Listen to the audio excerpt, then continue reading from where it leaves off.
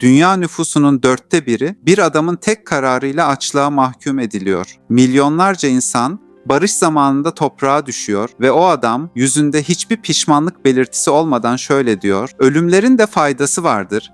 En azından toprak gübre olur." Çinli lider Mao, barış zamanında yaklaşık 70 milyon kişinin ölümüne sebep olarak 20. yüzyıl liderleri arasında kırılması en güç, çirkin rekorun sahibi olmuştur. Uzunca bir süre yarım milyar insanın yiyeceğinden nasıl düşünüp nasıl yaşayacağına kadar hayatlarının her zerresi üzerinde söz sahibi olmuştur. Yıl 1893. Çin'in Hunan eyaletinde dünyaya gelen Mao Zedong, daha çocuk yaşta anne şefkatini ve baba dayağını aynı anda tanıdı, 3 okuldan atıldı. Henüz 14 yaşındayken kuzeniyle evlendirildi. O, kaosun içinden doğdu ve ileride bir ulusun tüm kaderini kontrol edecek adam olacaktı. 1 Ocak 1912'deki devrimle modern Çin'in babası olarak kabul edilen Sun Yat-sen'in başında olduğu hareket imparatorluğu lağvetmiş ve cumhuriyet ilan edilmiş. Çin'in yeni yüzünü belirleyecek olanlar milliyetçiler ve sosyalistlerdi. 18 yaşında devrimci hareketlere katıldı, öğretmenlik yaptı. Sonunda 1919'da Çin Komünist Partisi'ne katılarak kendi tarihini yazmaya başladı. 1927'de 1500 kişilik bir gerillanın başında güneyde acımasız bir rejim kurdu. Muhaliflerini temizledi, binlerce kişiyi öldürttü. Bu yaptıkları ile cesur girişimlerde bulunsa ve yıldızını parlatsa da aynı hızla düşmanları arttı. Bunun sonucunda milliyetçiler eski eşini infaz ettiğinde ise intikam yemini etti. Mao sonraki yıllarda "Ben 100 kez ölsem onun ölümünü telafi edemem" şeklinde açıklamada bulunmuş. 1934'te milliyetçiler tarafından sıkıştırılıp kaçmak zorunda kalınca bu kaçışı ustaca manevralarla muzaffer meşhur uzun yürüyüşe çevirmesini bilecekti. Meşhur uzun yürüyüş Ekim 1934-1935 tarihleri arasında Çin Komünist Partisi güçlerinin Kuomintang güçlerinden kaçmak amacıyla yaptığı bir geri çekilme harekatıydı. Komünistler Mao Zedong ve Zhou Enlai'nin nihai komutası altında Jiangxi eyaletinden başlayarak batıda ve kuzeyde 370 günde 9000 kilometreyi aşan dolambaçlı bir yolculuktan sonra Shaanxi eyaletine yerleştiler. 9650 kilometrelik uzun bir yürüyüşe çıktı. Yalın ayak yürüdüğünü söyledi ama aslında tahterevanla taşındı. Geriye sadece 20.000 kişi kaldı. Uzun yürüyüşte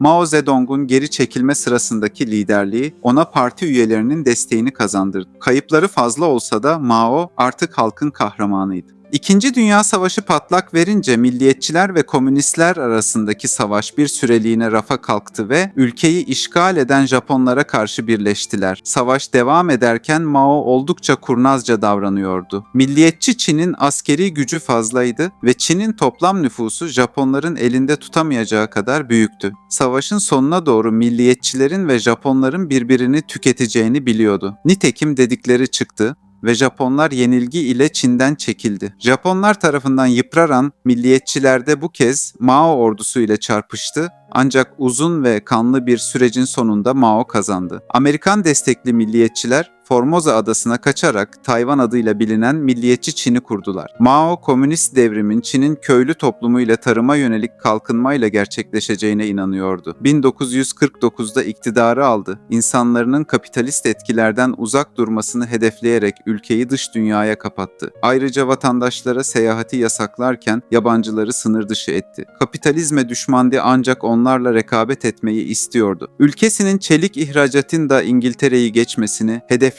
1958'de devasa bir dönüşüm emretti. Köylüler çelik işçisine dönüştürüldü. Köyleri boşaltılan kitleler zorunlu işçilik yaptıkları kamplara tıkıldı ve boğaz tokluğuna çalıştırıldı. Dünün çiftçileri ertesi sabah uyandıklarında fabrika işçisi olmuşlardı. Mao'ya göre insan çoktu, ölene kadar çalıştırılması sorun olmazdı ama Mao'nun planı felakete yol açtı. Gıda üretimi düştü, kıtlık patladı. Buna karşın Mao, milyonların açlıktan ölümüne daha çok çalışsınlar diyerek karşılık verdi. Çok parlak bir fikri daha vardı. Biyolog olmaya karar verdi ve Mao Zedong tarlalara serçe ve haşerelerin zarar verdiği gerekçesiyle savaş açtı. Ona göre serçe ve haşereler temizlenirse ekinler zarar görmeyecek ve mahsuller patlayacaktı. Ülke çapında afişler hazırlanarak halkı seferberlik ile serçelere savaşa zorladı. Çin'de neredeyse serçe nüfusu yok olma noktasına geldi. Ancak doğa intikamını sertçe aldı. Serçelerin yok edilmesiyle böcekler çoğaldı, mahsuller mahvoldu. Bu trajik karar yaklaşık 38 milyon kişinin ölümüne neden oldu. Tüm bu Mao politikalarına karşı çıkanlar ise